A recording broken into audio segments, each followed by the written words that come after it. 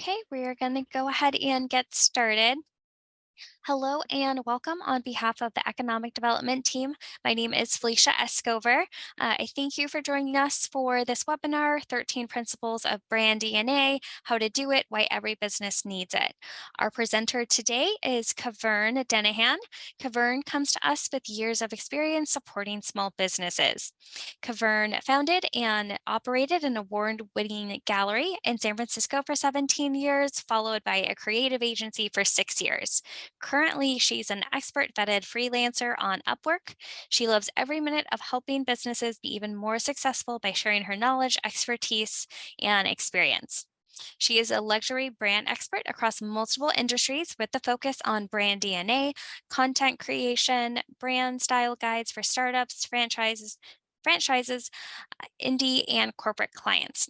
She is currently finishing up a book and will be sharing some great resources and expertise with you today. With that, I am going to hand it over to our presenter today. Hi, I'm Keverne Denahan, and we're talking about 13 principles of brand DNA. So thank you for joining. How to do it, why every business needs it. Critical for success. I also want to thank the City of Dublin for hosting this webinar. You are so lucky they're offering a resource like this. Honestly, when I had my gallery in the city, I would have loved to have something like this come my way. But you're here now, and so get ready to learn.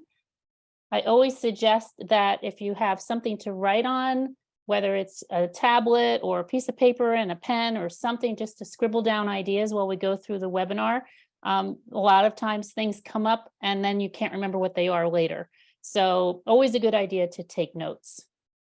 So just to give you an idea of who I am, my name is Keverne Denahan, as you know, and I'm a luxury brand expert, published copywriter, and content creator. And as mentioned, I had a creative agency after I had my gallery in the city for 17 years. And my expertise is, as you can see, pretty much the full circle of everything you do when you have your own business, right? Marketing, operations, visual merchandising, buyer, sales, manufacturing, retail, wholesale, promotions, and events. If you need to do it, I've done it. Because as you know, as a small business owner, you wear many hats. So what you're going to learn today is why brand DNA is critical to business success, how to create it, and actually what it even is, and then how to use your brand DNA if your business is struggling, pivoting, or rebranding, or if you're brand new.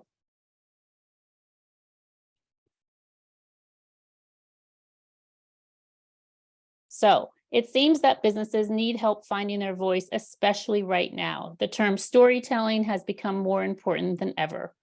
A great brand story helps communicate your unique identity to your prospects and customers, which in turn helps you gain more customers, increase revenue, and helps you define your brand and marketing strategy. And these are all things, of course, that you want, right?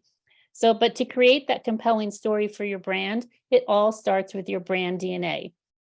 If businesses like Sears and Roebuck had revisited their brand DNA, then they might be the e-commerce powerhouse today instead of someone like Amazon, right? Or Kodak for photography, or The Gap, right? The list goes on of huge legacy brands that lost their way. And I always think, well, if they had just stayed true to their brand DNA of why they started in the first place, then they would have stayed on that path and probably still be a powerhouse today.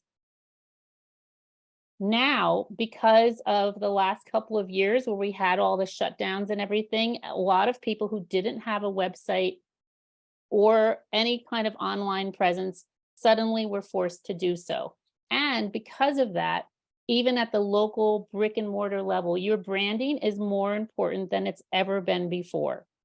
More and more companies have realized they need to change their branding or pivot to meet this new landscape. Many others are doing a career change and becoming entrepreneurs for the first time. What everyone has in common is the need to have this solid foundation of their brand DNA created right in the beginning.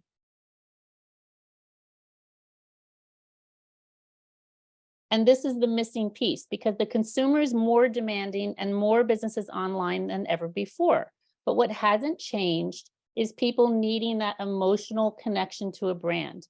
Because we all know people buy on emotion, and it can be for goods, services, a restaurant, a store, an accountant, a law firm, whatever, there has to be some sort of emotional connection or people don't buy. So then I compliment you for knowing to come to this webinar because you're headed in the right direction. Because when you build your 13 principles of brand DNA, you're going to be on your way for more success. So I was very excited, by the way, when I found this East 13th Street image that I could use for this. So I have a very long sample of a fake brand DNA that we're going to touch on, but I won't use all 13 principles for this example, just in the interest of time. And so this is something that I made up off the top of my head about a retail shop that focuses on denim. So the idea here is just to illustrate to you in during this webinar of how you actually do the brand DNA. And then we'll go through all 13 steps one by one. And so by the end of this webinar, you'll have gotten this example and then you'll know what you need to do to build your own. So let's just say that we're creating a retail shop that focuses on denim. And maybe I want to call it Denim Delights, right? So I know that I have a ton of competition and online and offline that I'm going to have. So I need to make my store different. So how do I do that?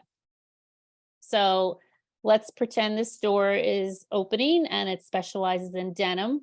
And so then I'm the owner, right? And I love denim. I live in jeans. It's my favorite color and fabric. And it's about a lifestyle to me. So I want to share this passion of denim with the world. I have a vision of how I want my store to look. I know who my target market is. I'm ready to go. So then I would look at my passion. What is my passion behind this idea? Well, I love denim. I love how it's made. I love how it feels. I love all the things you can do with it. It's great for clothing and home accessories. I want to create a casual lifestyle brand around this fabric. I love how denim fades even when it's on a couch. I love that it exudes that warmth and love and comfort and has this timeless feel. Everyone has a favorite pair of jeans because they look great on your body and look well worn and loved. My favorite pair of jeans brings back the good memories. So you see how I did that. So for your business, whatever it is that you're doing, you're going to write a bit about your passion, but we're going to get into that later. So then the name of my business is Denim Delights. And my mission statement is to help people live a more relaxed and comfortable life without sacrificing style. Then I created a tagline, right? Denim Delights. It's a lifestyle with a relaxed fit. And the colors are faded blue and indigo with a whip stitching and rivets and cotton. So do you see how we took something as simple as a love for denim and turned it into a story? There are infinite ways to tell this story in an authentic and holistic way to reach your target market. So I took this passion for denim and I turned it into a lifestyle brand. But what would be a mistake here is to sell things that have nothing to do with this concept. And this is an example of not staying true to your brand DNA. For example, maybe I'm at a trade show and I see this pink plastic chair and I'm like, oh my God, I love that. It's so cool. But it doesn't make any sense, right? It's not comfy. It would clash with the rest of the store. It doesn't matter that I'm in love with this pink plastic chair. It doesn't make sense and it's not what I do. If it's my personal life, yes, I can go ahead and buy that plastic chair and put it in my house. But for this business, Denim Delights, a wood and leather chair would fit into this denim lifestyle concept, accented with a denim accent pillow and an indigo cashmere throw. You get the idea. So staying true to your brand DNA will help you build success. Sticking to your passion keeps customers coming back as you expand your offerings with other services and partnerships that make sense with your concept.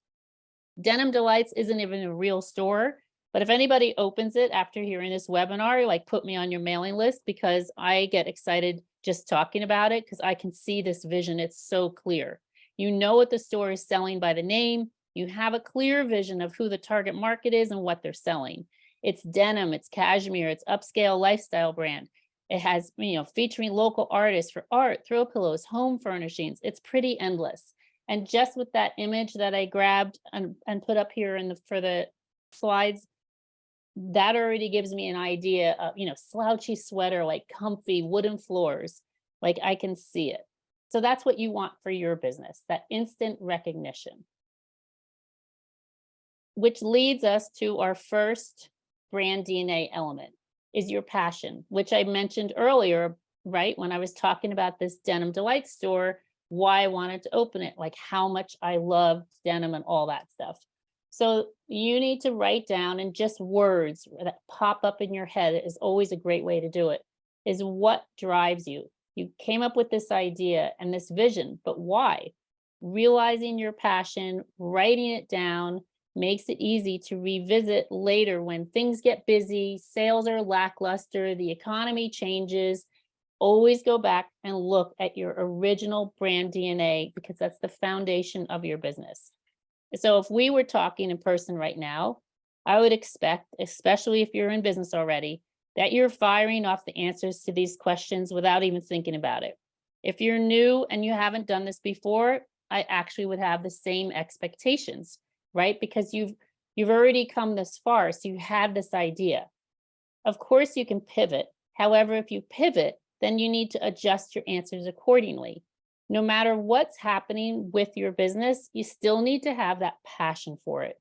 Whether building a brand or rebuilding a brand, both actions need a strategy, a vision, and a plan. So now we're going to break down each of the 13 principles of brand DNA with the explanations a little deeper. So let's go in another level deeper on this passion here. Like, why do you think your idea is great? What's your favorite thing about it? Is it the freedom? Do you love working with people? Do you like helping customers choose the right gift or buying the right outfit or finding the right shoes or, picking the right entree or whatever your business is? There's a reason you chose this path. What is it? So by writing it down, it makes it easy, as I mentioned before, to revisit your roots when things shift. Your passion is what drives your business. And you'll hear during this webinar that there are certain things that I repeat a little bit. And so I do that on purpose because I really want you to remember that point or that concept so that you incorporate that into your, brand DNA homework.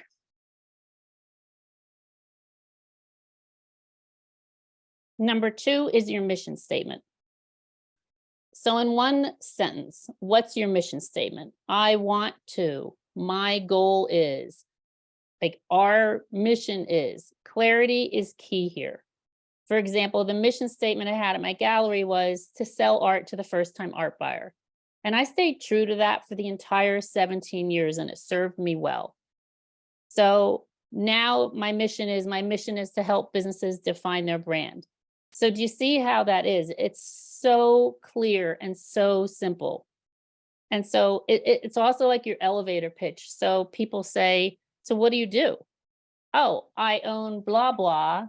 And my mission is to sell art to the first time art buyer. People immediately, oh, okay. Right. So they get it. That's what you want. Nobody wants you to prattle on and on for, 5 minutes describing all these things about your business. They just want to know, what's the name of your business? What do you do? So when you're writing your mission statement, you want it to be a one sentence, clear and concise statement.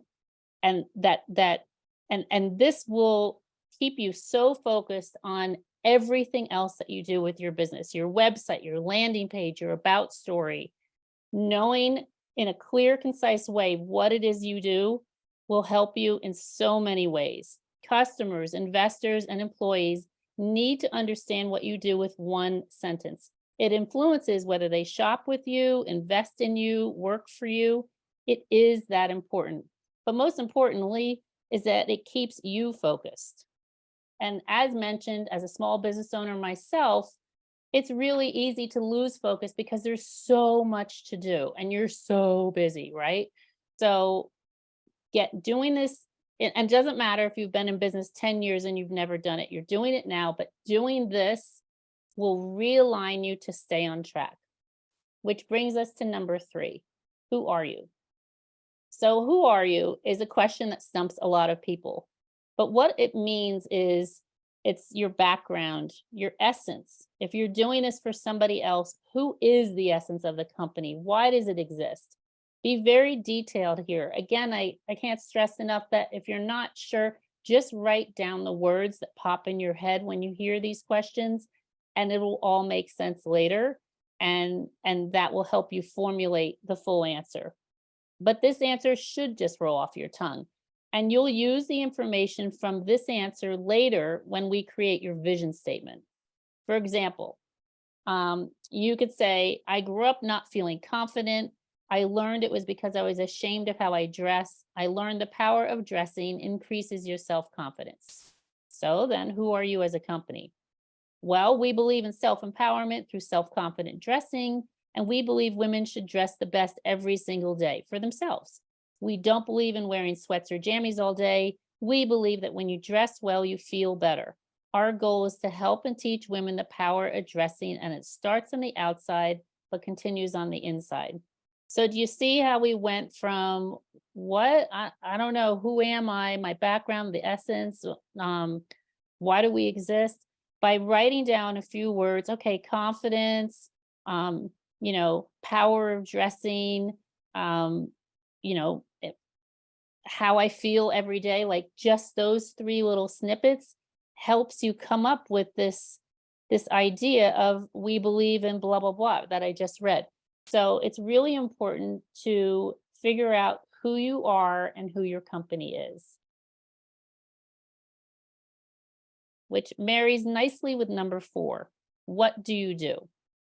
You might know what you do and why you're great at it, but does anyone else?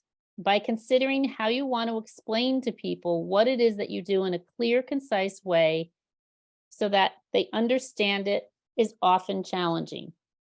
How is your background relevant? It doesn't mean that you had to go to college and get a degree in a specific thing that you're doing now. It can, but that's not necessarily what it means. For example, I have a client right now who's an interior designer, but she didn't study that. She studied fashion and then through fashion discovered how much she loved interior design, right? So there's a path there. So then she ended up working for somebody and then going and taking courses. And all of a sudden, that background of fashion and the school and taking courses and creating her own identity in this new industry became what do you do? So consider how you want to explain your background in a clear, concise way. But I always say dig deep, right? So for me, like I went to FIT, I've been selling since I was 5. I peddled vegetables in a cute basket in my neighborhood when I was little. My mom was a prolific writer and always got responses. When I had my store, I survived 3 recessions, right? So there's all these things that all tie together. And when you hear that, you're like, oh, okay, it makes sense that she's doing what she's doing. I'll get it. Okay, get it. So here's another example. Um, I create a luxury, that's the who, environment to enhance the shopping experience because I'm like, so you're in retail for my customers. I sell small independent dress designers, which means I support local, right? With made in the USA artisan accessories. Now you're telling people you support handmade, you support local makers to create a bespoke, which means individual or unique look for each client. And I read that and I'm like, yeah, I would shop there. Right. So by writing this down, this answer helps build the foundation for your mission statement, your vision statement, your value statement, and maybe even your tagline. So again, it's important. And by the way, just all 13 of these principles came about because when I'm working with clients, these were the questions that I asked, hundreds of them. And finally, I was like, wow, this is a thing. Like, I need to know this in order to understand this brand. And then, of course, that makes you realize the business owner needs to know this.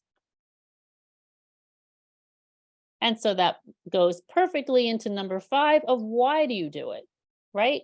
So we all have our reasons why we've chosen a particular occupation or the path that we're on, but understanding what got you here and will take you to the next level. So If you have your own business, it's because you love doing something. You love sharing your knowledge and your passion about whatever it is that you're doing. And again, this could be anything. It could be food. It could be accounting. It could be, a service. It could be a manufacturer. You could have a retail store. Whatever it is, you're doing it because you know it and you love doing it. But where does it come from? Do you have life experiences? Was it something you started when you were a child? Maybe you saw an incident or a missed opportunity, as an adult, and you're like, oh, I knew the solution to that. Maybe your mind was spinning as you thought, oh, if they did this, then they did that, then this would happen and that would happen, and their customers would do this and do this and do this. So by writing down the why, it helps you stay focused to create your story. In other words, you usually start a business because you're filling a need and or solving a problem. So here's another example. If you're selling women's clothing, maybe you do this because you want to give women confidence. So you believe confidence comes through your clothing choices. And to dive deeper, maybe you didn't have enough money growing up and always felt if you had better clothes, you'd feel more confident. When you feel more confident, you get that sense of empowerment, and that in turn helps you make better life decisions. So that simple question of why do you do it is way more powerful than it seems on the surface. When you're an entrepreneur, you might say, like, the freedom of working for myself, but it's deeper than that. On this one, I want you to dig deep.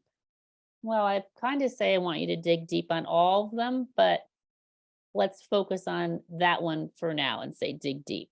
So again, just write down whatever comes to you. And and Dublin will be sending you my 13 Principles of Brand DNA worksheet when this is over. And also there's a couple other resources that you'll get to help you.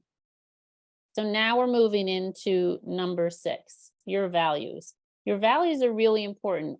They've always been important, but I think over the last 2 years, they've become more important. And that's simply because before somebody, even before somebody goes to a brick and mortar establishment or goes to a service, they usually research you online, right?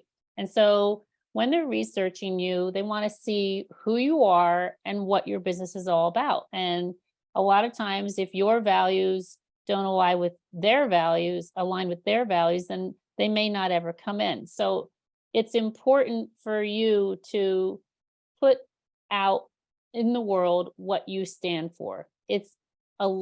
Your values need to align with your moral compass. It's your core values. It's being transparent who you are as a company. It's different than your mission and vision.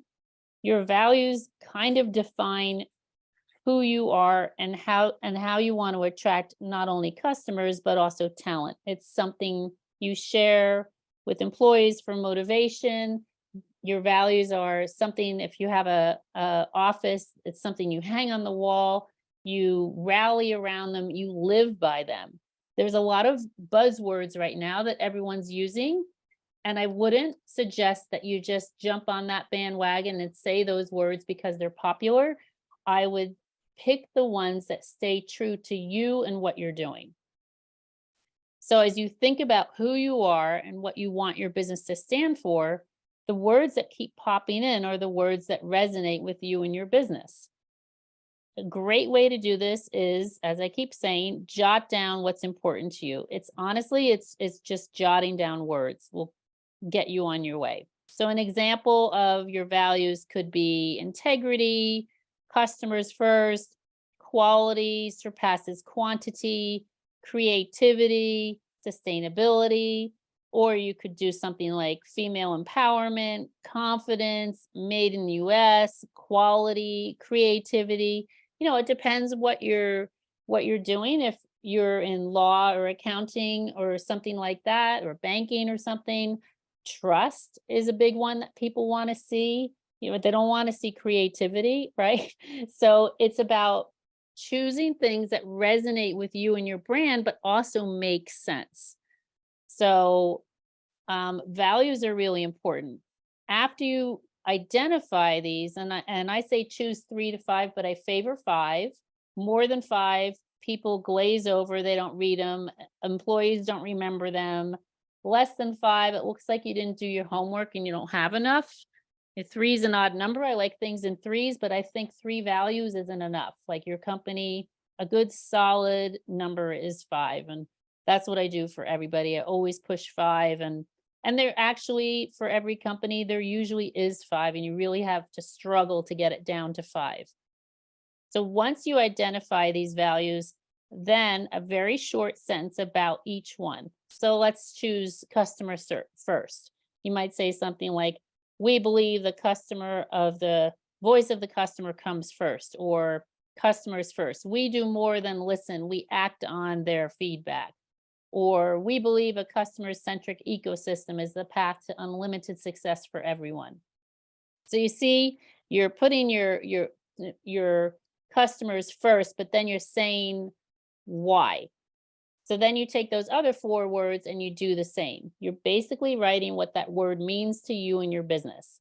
Your values are kind of like your credo, your manifesto, your ethos. It is something that you share publicly.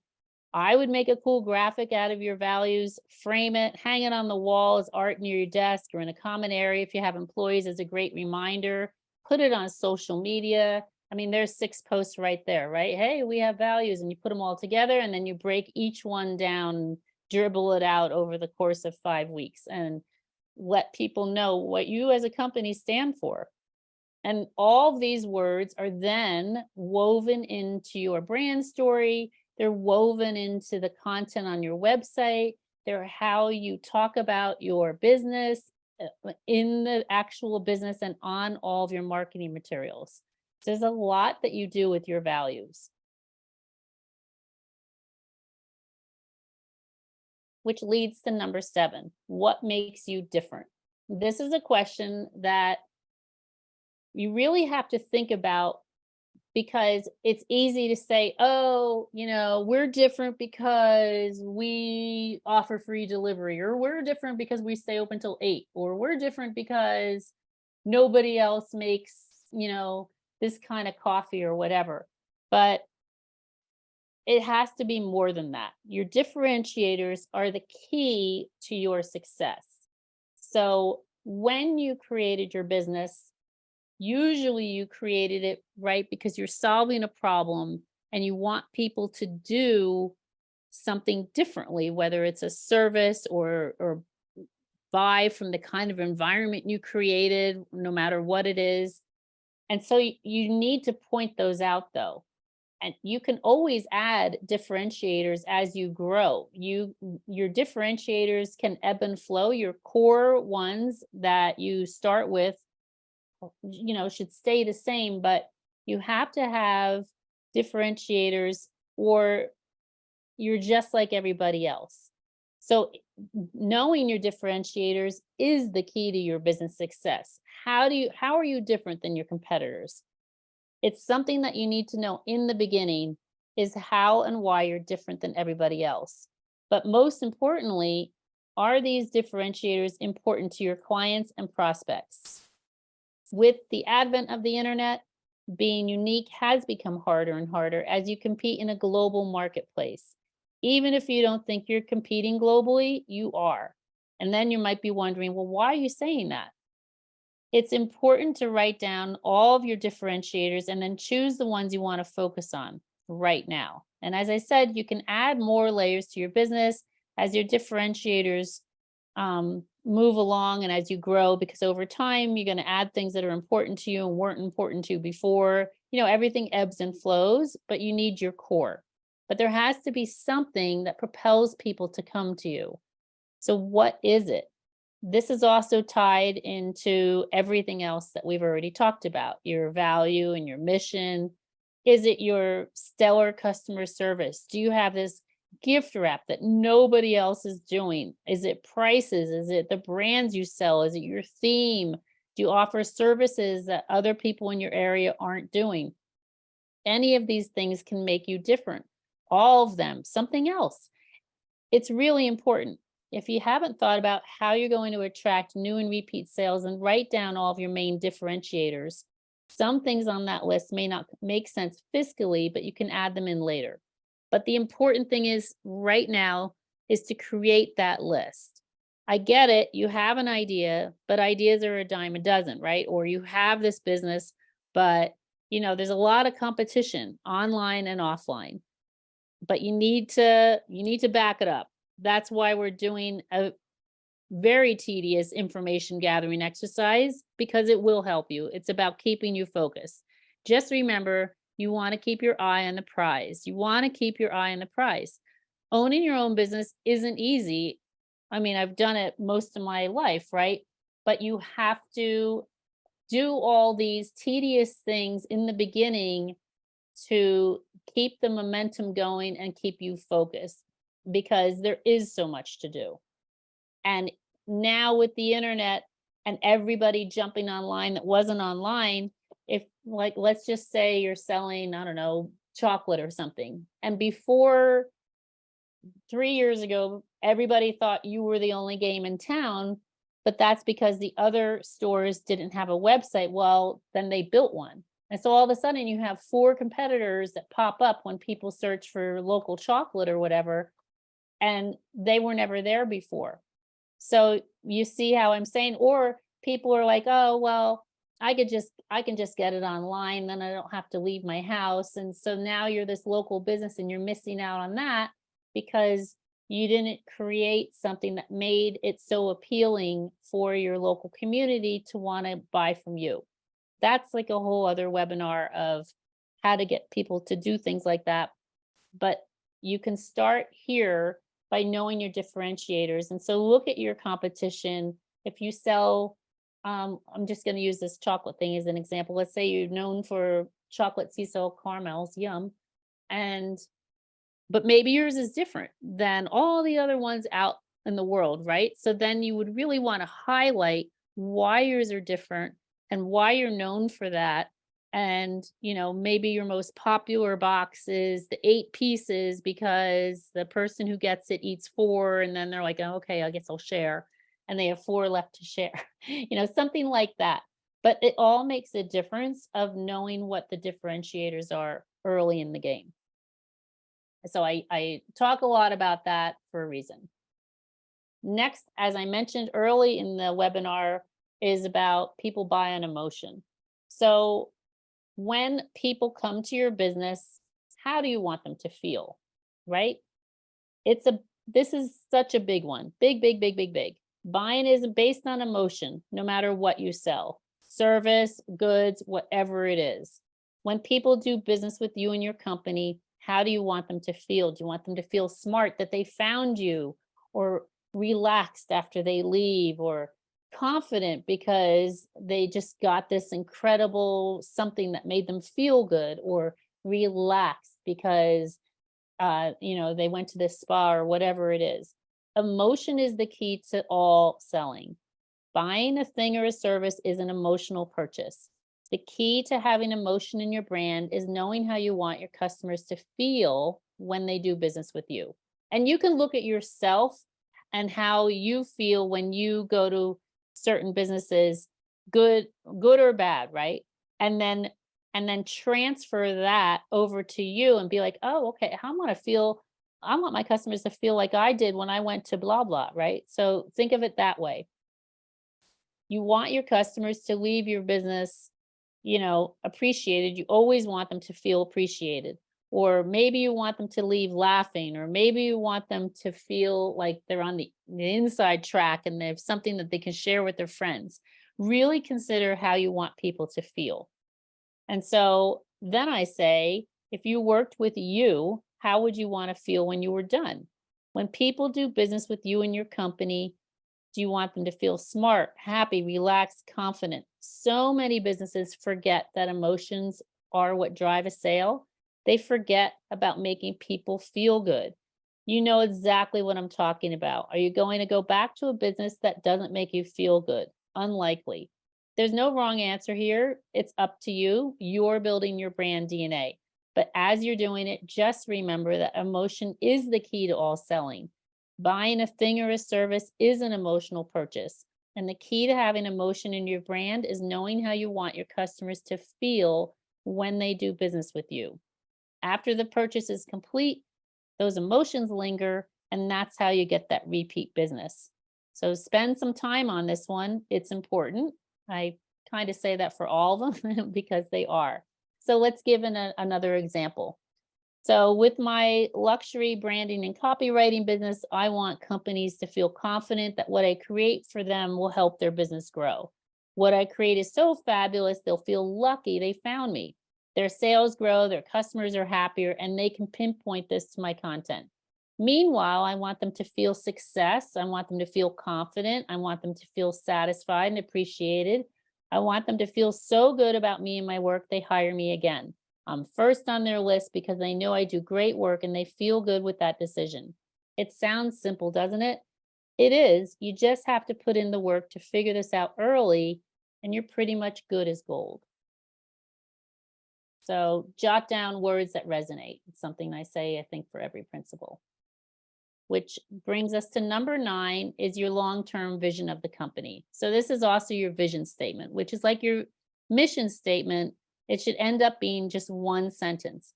This isn't for public consumption. It's for you. It's for any employees so they feel like they've joined a company that's going somewhere. If you're going after investors, they need to know where you want to take the company. So, but you have to have an eye on you have to have a prize, right? That carrot dangling in front of you. So for example, to talk about it further is how far do you want to take this business?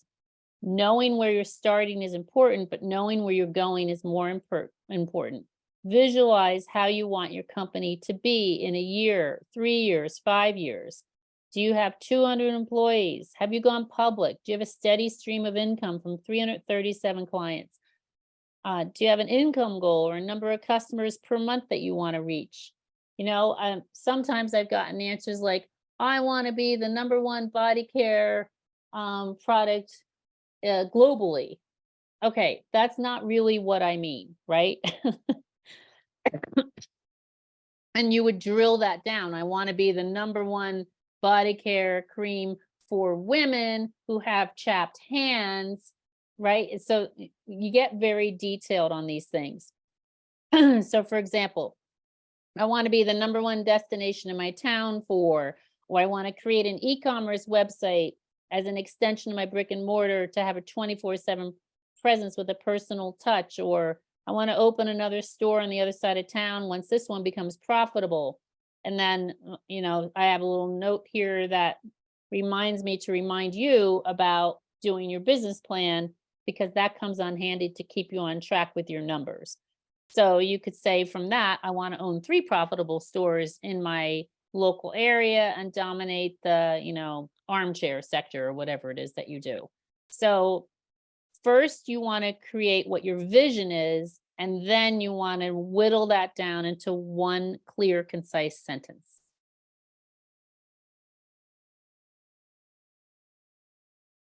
Number 10 seems obvious, but it's not always, is your business name. You might think this is the first thing you pick, but a lot of times it's not, and that's okay. I didn't have my name of my business for my gallery until like the last minute. And I had something else and I didn't like it. So then I ended up changing it. And that's okay. It was before I opened my doors. So sometimes it's at the end of your brand DNA journey, which for me, that's what it was for that business. This is because all the other stuff is more important to nail down first, right? Knowing your target market, like who are you selling to, knowing what the goal of your business is, what your values are, what your differentiators are. All of that is really good to know. And actually, as you do your brand DNA and writing down all these words, your business name will probably come to you from everything you just created because you're in that flow, right? You've got all these ideas flying around, you're writing stuff down. And so now you understand what you do. So you want to look back at how you want people to feel, your mission, vision, value statements, keep it simple, easy to pronounce and spell. Catch the vibe of what you're doing to capture the right name. Names can come easy or they can be really difficult. If you've already picked something, doesn't make sense. Do people know what you do by the name of your business? Marry your name to your tagline so it explains your business in a quick soundbite. So for example, you might make 3 lists: customer centric, industry centric, design centric, for example, and then look up what's out there. One of my favorite ways to create a business name is taking words from other languages that have a meaning, a relevancy to what you're doing, of course, and then using half of the word with another half of a word and combining it and making your own word. And the reason that is because at this point online, it's really hard to find a basic name. So coming up with your own word is a really good way to do it. And it's unique and it's original, it's fun. And then you have like a story. Oh, where'd you get that name from? Oh, I took the word for, chocolate in Turkish and I combined it with, this word from Iceland and so it ends up being this really fun story. So there's a lot of things you can do with your business name that can be part of your brand story. Then we go into your business colors. So some people just, oh, I like blue and white. Well, that's great. It's your favorite color, but does it have anything to do with your business? A lot of times this is an afterthought for people and they don't think it's that important, except they're really important.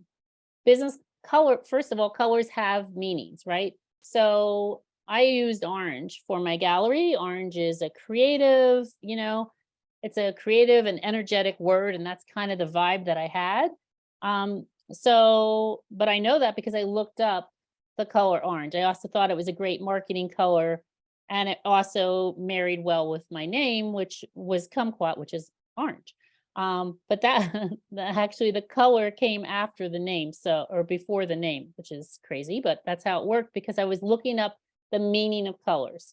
And so it had to vibe with what I did, right? So I was selling art. So I wanted, of course, creativity. Um, so do your research. Just put in a search engine, what does the color orange mean? What does purple mean? And the meaning might not fit your intent. And so then you might want to go away from that.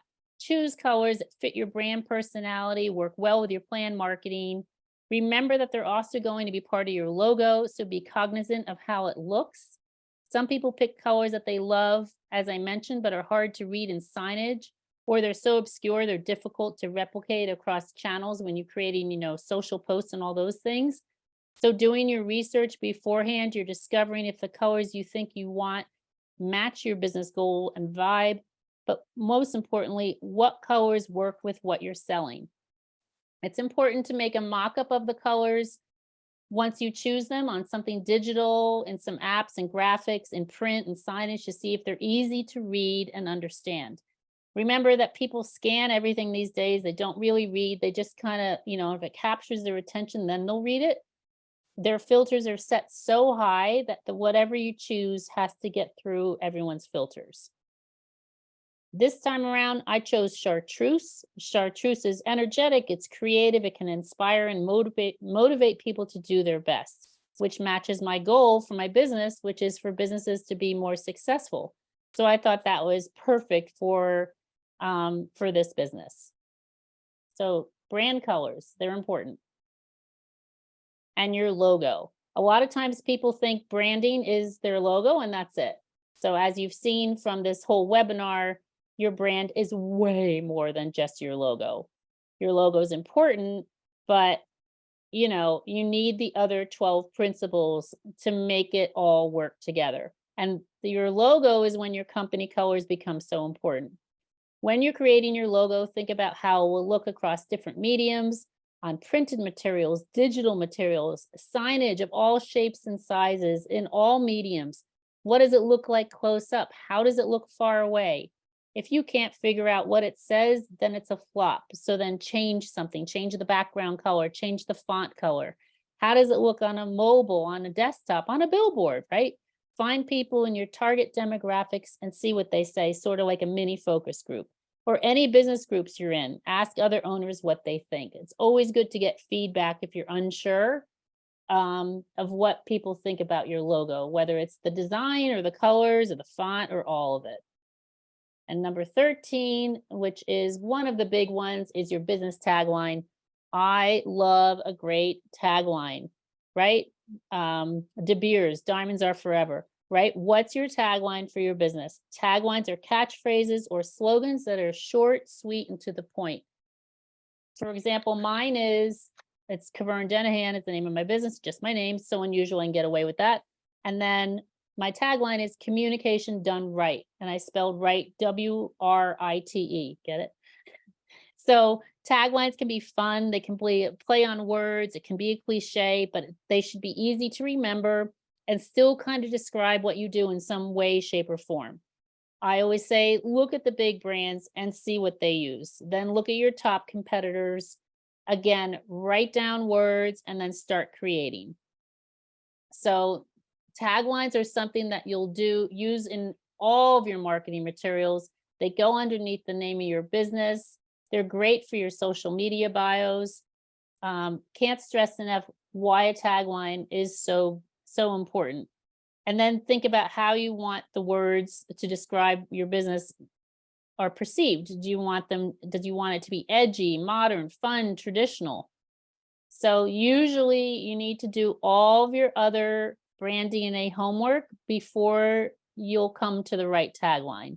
It's just how, I don't know, the brain works or something, because you're working on all these words and everything and really understanding your brand.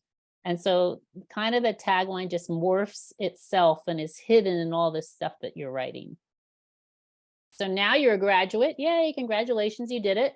You just graduated from the 13 Principles of Brand DNA. You get a big woohoo, right? And I also want to stress that if you and when you do your brand DNA, it makes your business more valuable. If you decide you ever want to sell it, the potential buyer sees more value in a branded company.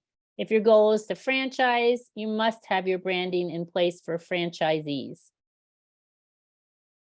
And in summary, why you need your brand DNA: an emotional relationship is critical to develop. If a person can't connect to a brand as a personality, then they cannot create an emotional bond.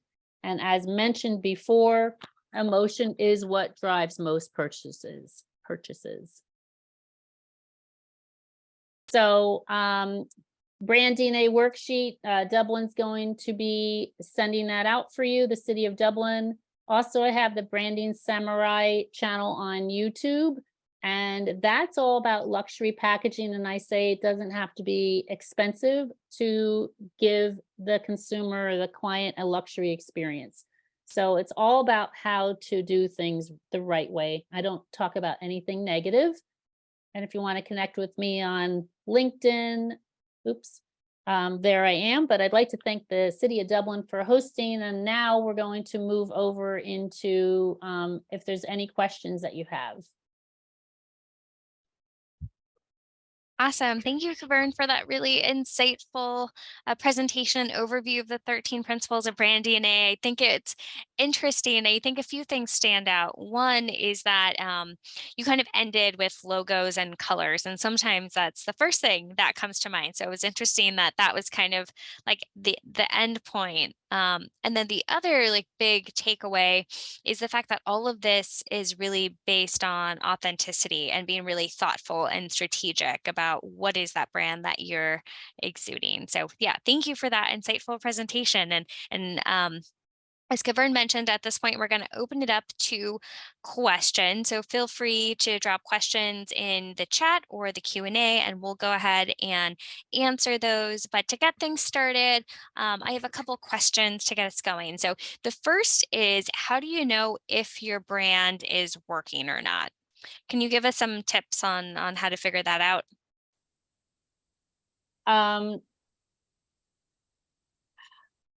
I don't really understand. I guess I don't understand the question. So what do you mean, whether it's working or not? Yeah, so how do I know if my brand is kind of in a good spot, or if I need to refresh it? Do I ask for feedback? Is there a tool that I can use to figure out, is my brand effective, or is it time for me to make some changes? So that's a very deep-rooted question. So it wouldn't be just a quick answer, because what you really need to do if you're unsure about that is to look at your sales, right? Your sales are telling you what's happening. So if your sales are lackluster and you've never done your brand DNA, then the obvious is, okay, this is a perfect webinar for you and you need to do this homework, right? If you've done all this and you have all these things in place and your sales are still lackluster, then maybe what you created isn't resonating with your audience. And so I did just write a blog about your target market on that's on my website, that knowing who you're speaking to and who is buying your product or service is incredibly important in order to create the content that goes along with it. If you're, for example, a law firm and then all of your content is very like sing-songy and casual and upbeat, it's probably not speaking the right to the right audience in the right way. So I would say to that is go through all these principles and ensure that you have created all these things at some point.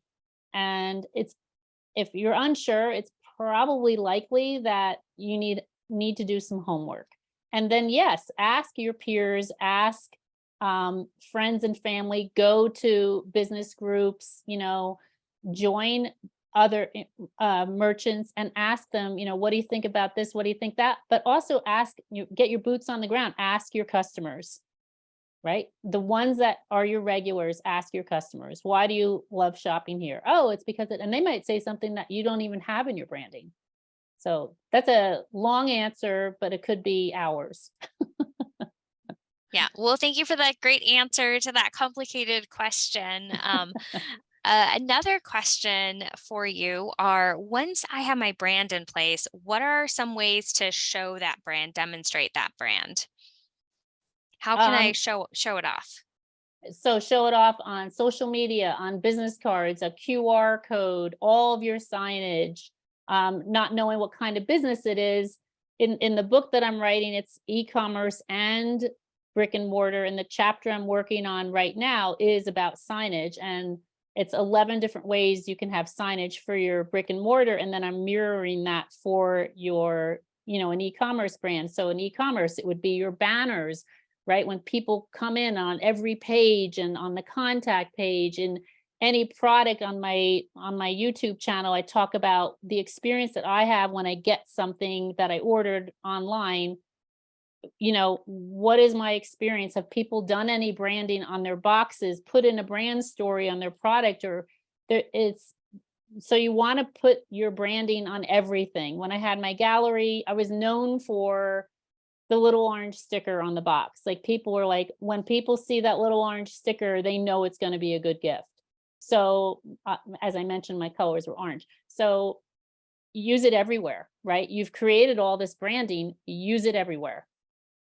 Yeah, no, I think that's a really great point. Just consistently use it. It's not just one sign or having the logo on our Everywhere. website, but try to incorporate it in kind of all the pieces of your business. So Yes. awesome. Well, we are about at time. So I just want to thank everyone for joining us today. We will be sharing the recording of this webinar along with the Brand DNA worksheet that Keverne mentioned. Certainly, if you have any questions, comments, feedback, ideas for future webinars, then please feel free to reach out to us. Our contact information is here on the slide. You can email us, text us, or give us a call, and we're happy to get your feedback and to help support you however we can. So thank you again for joining us, and we will be in touch soon. Thank you. Bye.